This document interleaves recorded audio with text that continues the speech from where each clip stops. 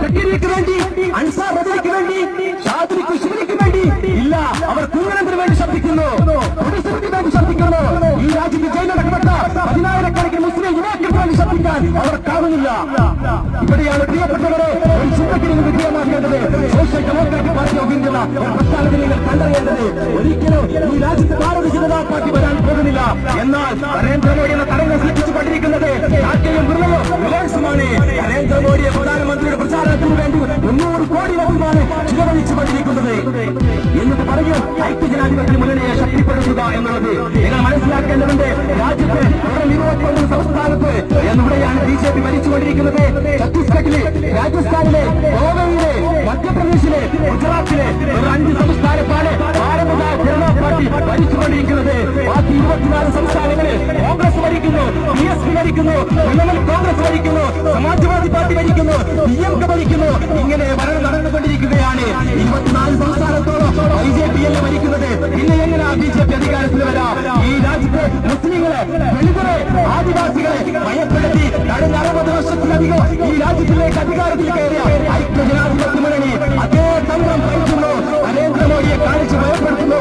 പ്രിയപ്പെട്ട കോൺഗ്രസുകാരെ, പ്രിയപ്പെട്ട മുസ്ലിം ലീഗുകാരെ, പ്രിയപ്പെട്ട CPIM പ്രവർത്തകരെ, നിങ്ങൾക്ക് പുതുതായി എന്തെങ്കിലും പറയാറുണ്ടെങ്കിൽ ഈ രാജ്യത്തെ സമൂഹത്തോട് പറയുക. Social Democratic Party of India ചുഴപ്പുകൾ 23 സംസ്ഥാനത്തുണ്ട്. ഞങ്ങളുടെ നക്ഷത്രാധിക പതാക പാറിപ്പറക്കുന്ന ഗ്രാമങ്ങളെ ഞങ്ങളുടെ അനുഭവമില്ലാതെ നരേന്ദ്രമോദിക്ക് മാറുകയില്ല. ഭയപ്പെടുത്തണ്ട. കോൺഗ്രസുകാരോട് പറയാനുള്ളത് ഭയപ്പെടുത്തണ്ട. നിങ്ങൾ പുതുതായി എന്തെങ്കിലും ഉണ്ടെങ്കിൽ പറയുക.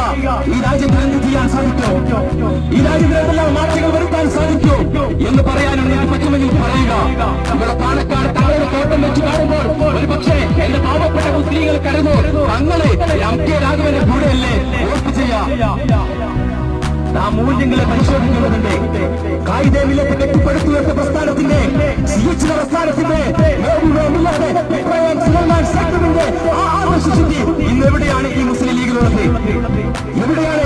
നിങ്ങൾക്കറിയില്ല, കുറ്റിപ്പുറത്ത് 4 വരി പാതയുടെ പേരിൽ ആയിരക്കണക്കിന് മുസ്ലിം വീടുകളെ കുടിയൊഴിക്കപ്പെട്ടപ്പോൾ സർക്കാർ പദ്ധതി നടപ്പിലാക്കാൻ പോകുമ്പോൾ ഇടപാടുകൾ നഷ്ടപ്പെടും എന്ന് കരുതിയ ആയിരക്കണക്കിന് വരുന്ന കുടുംബങ്ങൾ പാലക്കാട് മുറ്റത്തേക്ക് പോയിട്ട് ഹൈദരലി ശിഹാബ് തങ്ങളോട് പറഞ്ഞു, പ്രിയപ്പെട്ട തങ്ങളെ, 4 വരി പാതയുടെ പേര് ഞങ്ങളുടെ മക്കൾ മരുഭൂമിയിൽ കഷ്ടം സഹിച്ചുണ്ടാക്കിയെടുത്ത വീട് നഷ്ടപ്പെടുകയാണ്. അതുകൊണ്ട് അത്തരത്തിലുള്ള പദ്ധതികളെ നിങ്ങൾ നടപ്പിലാക്കരുത്, നിങ്ങൾ ഞങ്ങളെ സംരക്ഷിക്കണമെന്ന് പറഞ്ഞപ്പോൾ പാലക്കാട്ടെ ഹൈദരലി ശിഹാബ് തങ്ങൾ പറഞ്ഞു, വരുന്ന ഞങ്ങളുടെ സംസ്ഥാന കമ്മിറ്റിയുണ്ട്, ലീഗ് ഹൗസിൽ വെച്ച് കോഴിക്കോട് വെച്ച് നടക്കുന്നു, ഞാൻ അതിൽ അവതരിപ്പിക്കാം. അങ്ങനെ അവർ അത് കേട്ടു മടങ്ങി. പക്ഷെ അവർ അടങ്ങിയിരുന്നില്ല. അവർ കൂട്ടമായി കൊണ്ട് CH സെന്ററിലേക്ക് വന്നു.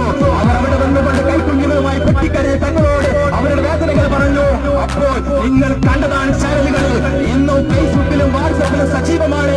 ആ പാർട്ടി പാവപ്പെട്ട ജനസമൂഹത്തിനോട് സ്വീകരിച്ച നിലപാട് എന്താണ്? പാർട്ടിയുടെ നേതാവായ കുഞ്ഞാലിക്കുട്ടി പറഞ്ഞത്, ലീഗ് ഹൗസാണ്, ഇറങ്ങി പോകുക, നിങ്ങൾക്ക് വന്ന് ശബ്ദിക്കാനുള്ള സ്ഥലമല്ല, ഇറങ്ങി പോകണമെന്ന് പറഞ്ഞുകൊണ്ട് പാലിക്കുകയായിരുന്നു.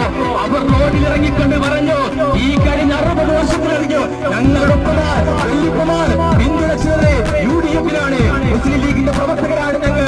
ആ ഞങ്ങളോട് ഈ രീതിയിൽ പെരുമാറുകയാണെങ്കിൽ വരാനിരിക്കുന്ന ലോകസഭാ തെരഞ്ഞെടുപ്പ് അതിശക്തമായി തിരിച്ചടികൾ നേരിടേണ്ടി വരുമെന്ന് നിങ്ങൾ പോയി നോക്കുക. മലപ്പുറത്തിലെ തെരുവോരങ്ങളിൽ ബാനർ വെച്ചിരിക്കുകയാണ്, പൗരസമൂഹം SDPക്ക് വോട്ട് ചെയ്യാം എന്ന് പറഞ്ഞുകൊണ്ട്. ഇവിടെ മുസ്ലിം ലീഗിന് പോലും സമുദായത്തിനോടൊപ്പം നിൽക്കാൻ സാധിക്കാതെ പോകുന്നത് വിജയമായി. അതുകൊണ്ട് മലപ്പുറത്തെ മുസ്ലിം ലീഗുകാർ പോലും ഒരു മാറ്റത്തിന് വിധേയമായിക്കൊണ്ടിരിക്കുന്നു. നമുക്കറിയാം, ഈ അഹമ്മദിനെ സ്ഥാനാർത്ഥിയായി മലപ്പുറം മണ്ഡലത്തിൽ പ്രഖ്യാപിക്കുമെന്ന് കണ്ടപ്പോൾ 5 നിയോജക മണ്ഡലത്തിന്റെ നേതാക്കൾ പാലക്കാട് തങ്ങളെടുത്ത് പോയിട്ട് പറഞ്ഞു, ഈ അഹമ്മദിനെ സ്ഥാനാർത്ഥിയായി പ്രഖ്യാപിക്കും.